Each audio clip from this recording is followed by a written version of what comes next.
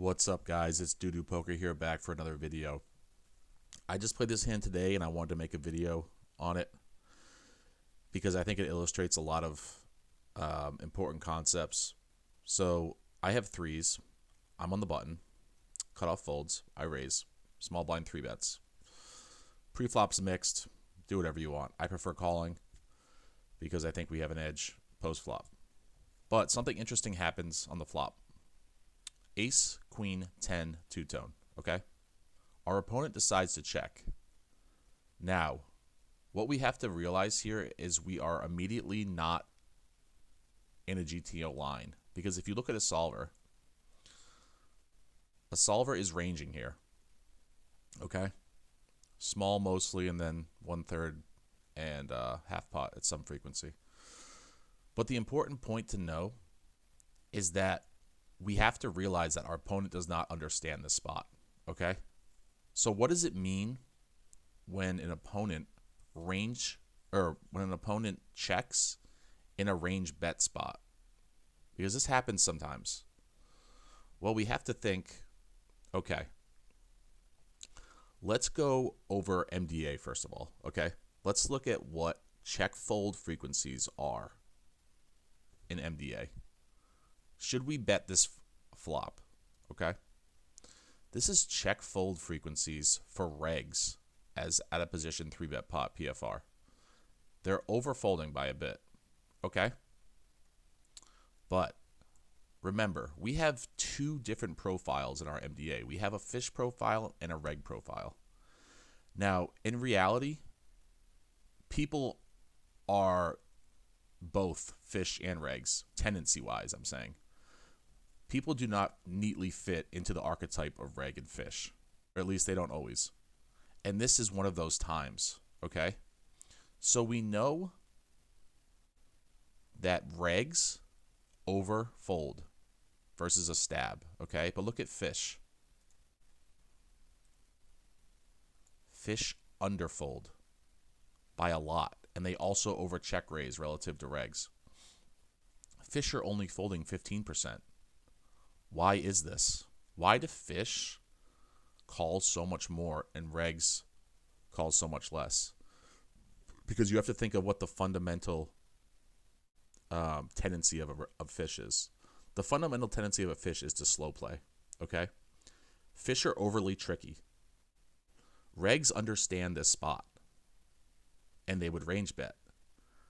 But fish, by our definition, would check more than bet because they're trying to slow play.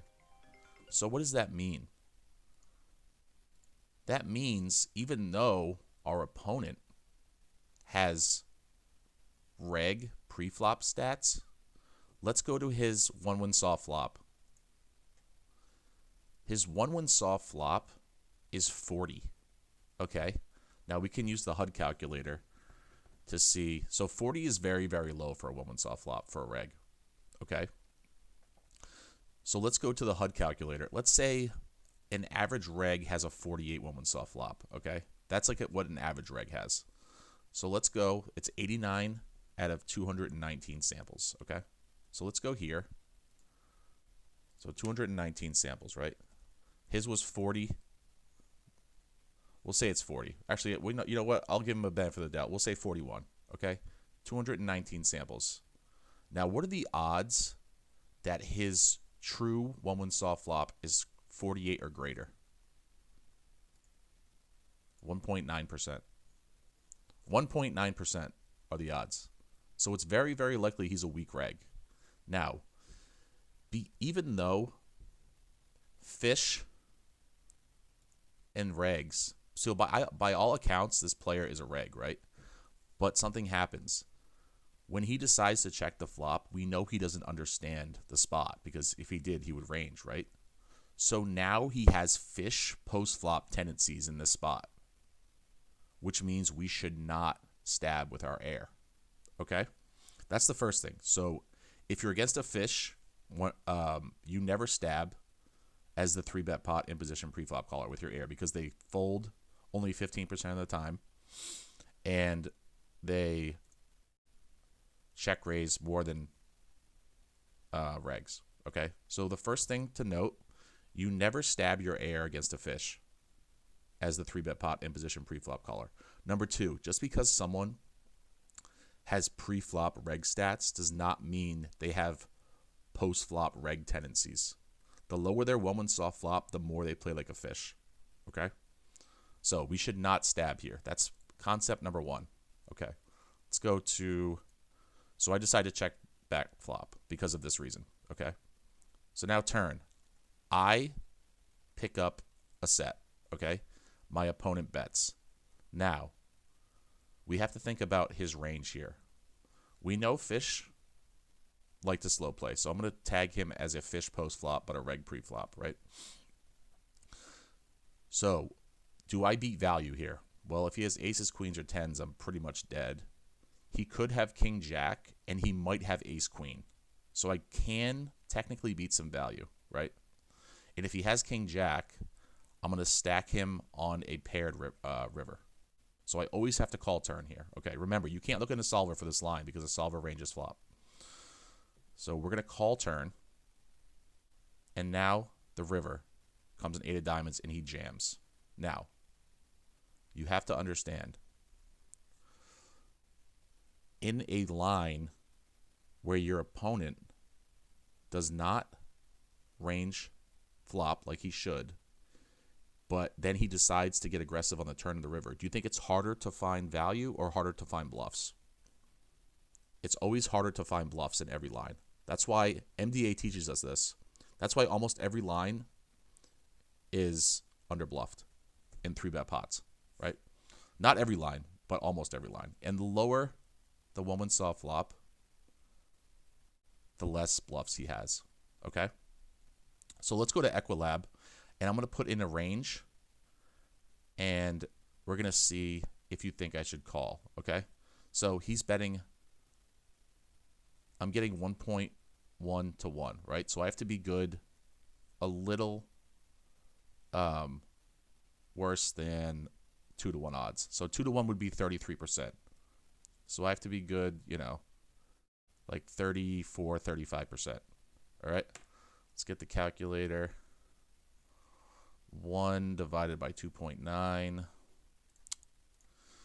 is 34% of the time. Okay, so let's put in a range in Equilab.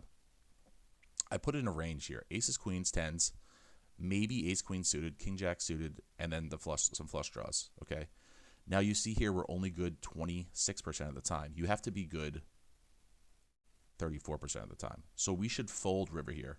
Okay, I made a mistake on this hand. I called river, but I realized after that I should have folded.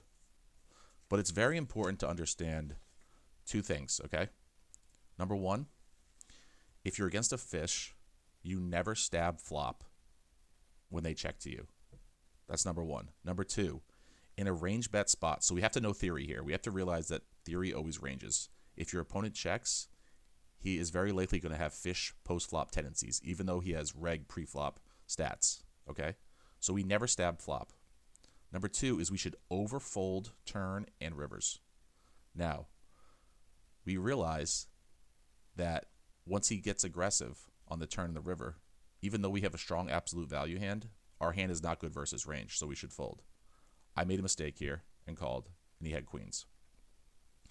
But the important point is to always look at the 1-1 soft flop and to realize that just because an opponent has pre-flop reg stats does not mean they have post-flop reg tendencies. This guy's tendencies are closer to a fish, meaning when he checks, 1, you don't stab. 2, you want to overfold versus aggression. All right, that was a lot to take in, but I hope you guys learned something, and I appreciate you checking out the video, and I will see you in the next one.